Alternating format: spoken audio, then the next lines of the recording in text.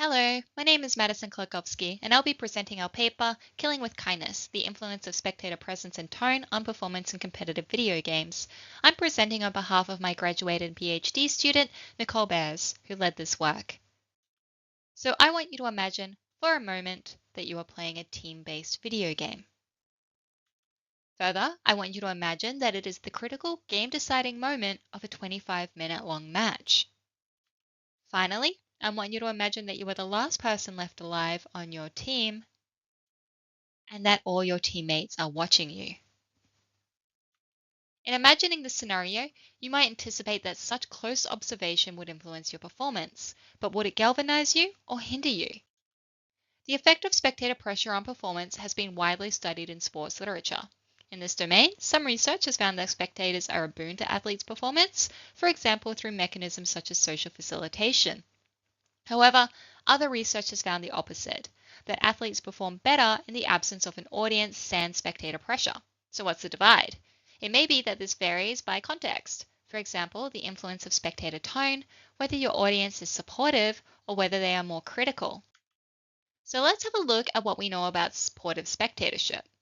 We know that supportive audiences increase athletes' confidence in their abilities, resulting in positive performance outcomes.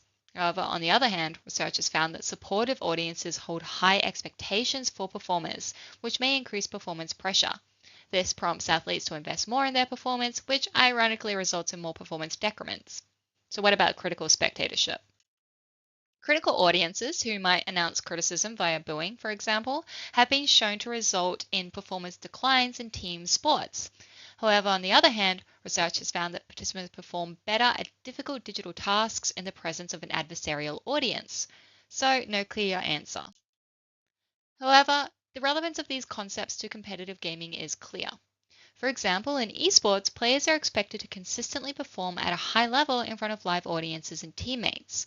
To this end, esports research has unsurprisingly found that live audiences are a source of performance pressure for athletes. In our own work, we've also identified this pressure as a critical performance moderator for both amateur and professional players of competitive video games. So we wanted to find out how this performance moderator manifests in competitive game contexts. To do so, we designed a mixed method study to investigate whether and how player performance in competitive video games is influenced by spectator tone. We had 4 research questions, but we'll be focusing on our first 2 today. How do participants feel their performance was affected by spectator tone, and how are performance outcomes moderated by spectator tone? Our other 2 research questions investigate the influence of participants' traits, identity, and experience. Check out the paper for those details. Our approach employed a between groups laboratory experiment. We operationalized 3 conditions: spectator supportive, spectator critical, and no spectator. Our experimenter acted as the spectator and participants played in a gaming pod, seen on the right. We opted for the game Kart Rider Drift, a racing game similar to Mario Kart. In the experiment, participants raced the same track 3 times in single-player mode. Finish times were recorded as the performance outcome. In addition to the study compensation, participants were also informed they would receive a $100 bonus if they achieved the best finish time in their group. In our spectator supportive condition, the spectator sat next to the pod and watched participants play.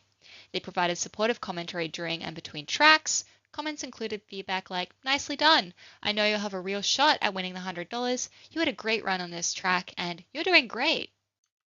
In our spectator critical condition, the spectator again sat next to the pod and watched participants play. They provided critical commentary during and between tracks. General comments included feedback like, "Not good, seems you had trouble with your first run, missed it again, and try to do better if you can."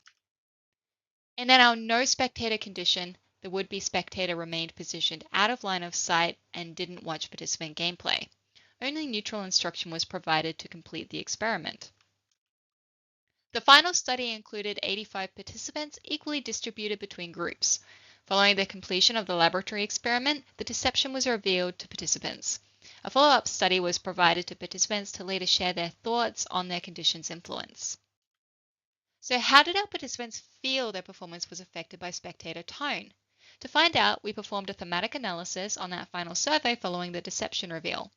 We found that participants perceived positive, negative, and neutral outcomes in both the spectator supportive and spectator critical conditions. Based on patterns of thematic salience identified during coding, more participants described positive performance outcomes in the spectator supportive condition, and more participants described negative performance outcomes in the spectator critical condition. In terms of perceptions of the spectator supportive condition, for positive performance outcomes, participants reported thoughts like, the feedback did make me feel a little more comfortable and like I wasn't doing as badly as I thought. For neutral outcomes, participants reported that I just focused on the game, didn't pay attention to the spectator. And for negative outcomes, participants stated thoughts like, I felt uncomfortable having those expectations put on me, even if they were positive. I didn't want to be a letdown. In terms of perceptions of the spectator critical condition, for positive performance outcomes, participants reported thoughts like, the negativity can be turned into positive motivation to do better. For neutral outcomes, participants reported thoughts like, I have been exposed to many toxic game experiences and I'm used to hearing more negative words. And for negative outcomes, participants stated thoughts like, I began to perform more poorly when I knew the spectator was disappointed in me or critical of my skills. So, how are performance outcomes actually moderated by spectator tone? Let's turn to our quantitative results. We found a significant effect of spectator tone on finish time, such that finish time was significantly lower in the spectator critical condition than in the supportive condition. No difference was observed for the no spectator condition.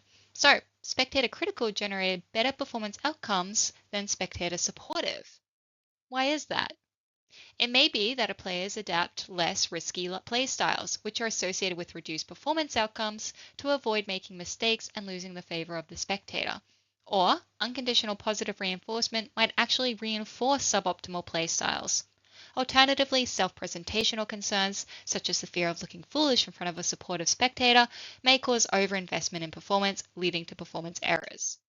On the other hand, critical spectatorship may have prompted improved performance, possibly through a desire to prove critics wrong.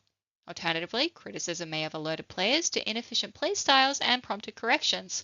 Finally, as some participants reported, they may have already been desensitized due to far worse hostility experienced in competitive gaming environments, thus mitigating the emotional impact of critical spectatorship. So, some of the takeaways of our study include that players may perceive supportive spectatorship as more facilitative of performance than critical, regardless of actual outcomes. However, critical spectatorship may facilitate greater performance than supportive spectatorship. Of course, we also suspect this may vary by context, audience size, or whether the spectator is online or in person, as well as other factors. This is one of the first steps in this research topic, and as always, more research is needed.